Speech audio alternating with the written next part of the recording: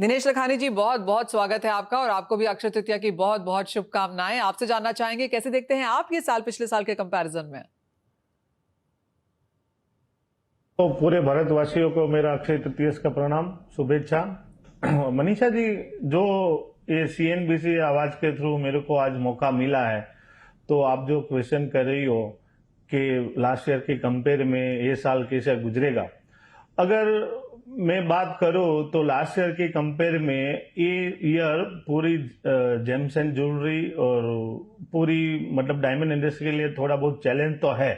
लेकिन हमेशा diamond industry और पूरी इंडियन इंडस्ट्री इसे एज ए इंडियन सब एक प्राउड फील करना चाहिए कि जो हिसाब से हमारी इकोनॉमी जो जीडीपी ग्रोथ हो रही है, उसमें मेरे को इंडिया का फ्यूचर बहुत ब्राइट दिख रहा है। कोई भी सेगमेंट हो, इसके लिए लास्ट ईयर की कंपेयर में थोड़ा चैलेंजिंग है, लेकिन मैं ऐसा सोच रहा हूं कि भाई जो सेकेंड हाफ अपना आने वाला है वो पूरी इंडस्ट्री के लिए, जेम्स एंड ज्वेलरी सेक्टर के लिए बेटर होने वाला है। तो लास्ट ईयर का जो हम लोगों ने थोड़ा वॉल्यूम लूज किया था, वो मेरा पूरा होप है कि लास्ट हाफ में हम लोग कवर कर सकते हो। एक और चीज दिनेश जी, ऑफ कोर्स हम यहाँ पे लोगों से बात करते रहते हैं और काफी लोगों का ये मानना है कि बार्स एंड कॉइन्स की जो खरीदारी है वो थोड़ी कम है। स्पेशली अगर साउथ इंडिया का ट्रेंड देख लें, नॉर्थ इंडिया का देख लें, तो वो ज्वेलरी खरीदना ज्यादा पसंद यहाँ पर करते हैं। क्या वो ट्रेंड्स आप भी यहाँ पर नोटिस कर रहे हैं? यस मनीषा जी, लास्ट 1.5 महीना में जो 15 से 16% जो गोल्ड का प्राइस बढ़ गया है, तो कोई भी अचानक स्पाइक होने से थोड़ा कंज्यूमर को थोड़ा टाइम लगता है। लेकिन मेरे को ऐसा 100% कॉन्फिडेंस है, जो बार और गोल्ड जो बिक रहा है उसके सामने जो डायमंड ज्वेलरी या गोल्ड ज्वेलरी जो बिक रही है, वो सर्टन टाइम के लिए कोई भी कंज्यूमर को सेटल होने में थोड़ा टाइम लगता है।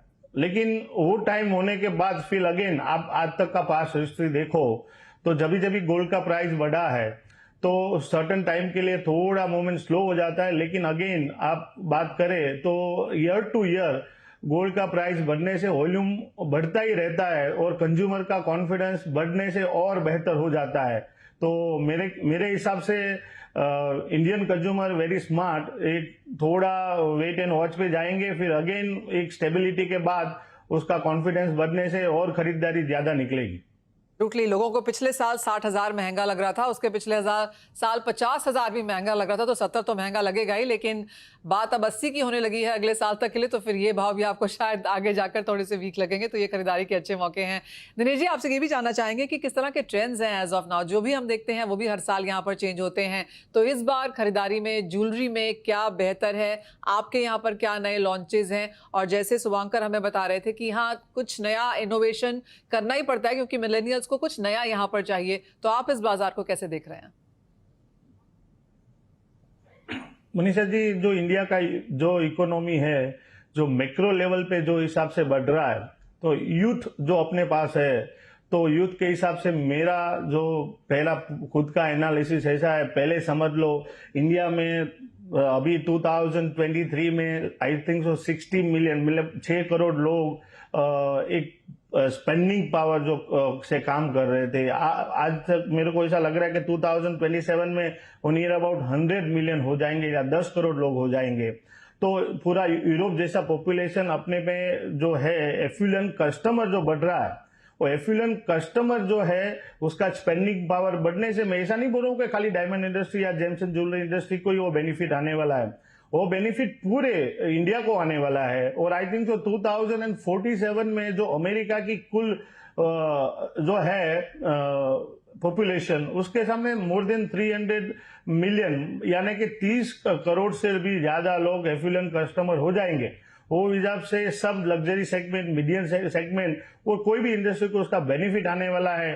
तो वो हिसाब से आप देखें तो ज्वेलरी और डायमंड ज्वेलरी का सेगमेंट, गोल्ड ज्वेलरी का सेगमेंट आगे ही बढ़ने वाला है। और पर्टिकुलर अभी नया यूथ की बात करें तो नया यूथ को आजकल सब कुछ में चेंज चाहिए। तो उसके सामने पूरा इंडिया, अगर मैं 10 साल पहले की कंपैरिजन की बात करूं इंडस्ट्री की, तो आज के हिसाब से देखें तो इंडिया में जो क्राफ्टमैनशिप जो बेटर हो रही है, स्किल बेटर हो रहा है, डिजाइन एंगल से बेटर हो रहा है, और टेक्नोलॉजी वाइज हम लोग अभी पूरे वर्ल्ड के सामने कुछ भी पीछे नहीं है क्योंकि ये इंडस्ट्री पहले एक स्किल पे काम कर रही थी, आज डिजाइन, वर्कमैन, क्राफ्टमैनशिप से काम कर रही है।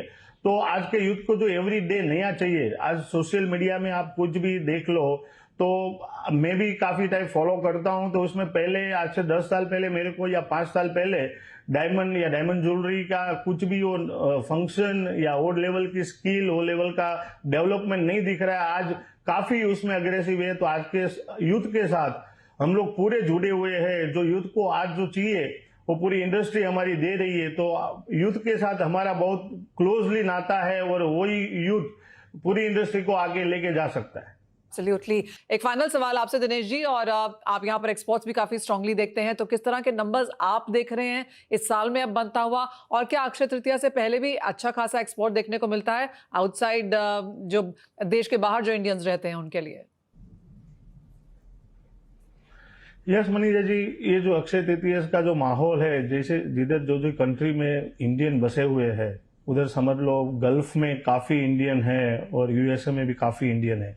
सो हमारे उधर से जो मतलब आप लोकल ब्रांड उधर यूएसए में भी काफी अवेलेबल है एंड गल्फ कंट्री में भी काफी अवेलेबल है।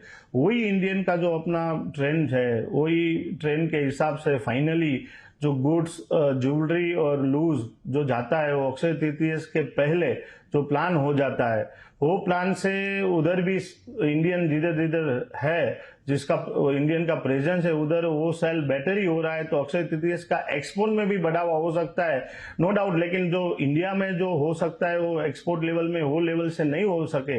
लेकिन मेरे को ऐसा पूरा उम्मीद है कि जो हम लोगों ने थोड़ा बहुत जो वॉल्यूम गवाया है वो लास्ट हाफ में हम लोग कवर कर सकते हैं, क्योंकि वर्ल्ड वाइड अभी इकोनॉमी और सेकेंड थिंग के जो सेटल हो रहा है सब कुछ, उसमें यूएसए और जो चाइना का थोड़ा इम्पैक्ट हमारे इंडस्ट्री में है वो हम लोग कवर कर सकते हैं। क्योंकि उधर चाइना की बात करें तो पहले से मुकाबले अभी चाइना भी बेटर परफॉर्म करने लगा है। तो धीरे धीरे ऑलमोस्ट जो हम लोग ने लूज किया था वो कवर हो सकता है, और गल्फ और इंडिया बेटर परफॉर्म कर रहा है। तो हमारी इंडस्ट्री को उधर से 2 सेक्टर से ज्यादा उम्मीदें हैं। और वो आई थिंक सो आपको भी मालूम होगा कि पहले डायमंड इंडस्ट्री में जो लोकल कंजप्शन 7% था इंडस्ट्री का, आज ऑलमोस्ट वो 12% पे आ चुका है।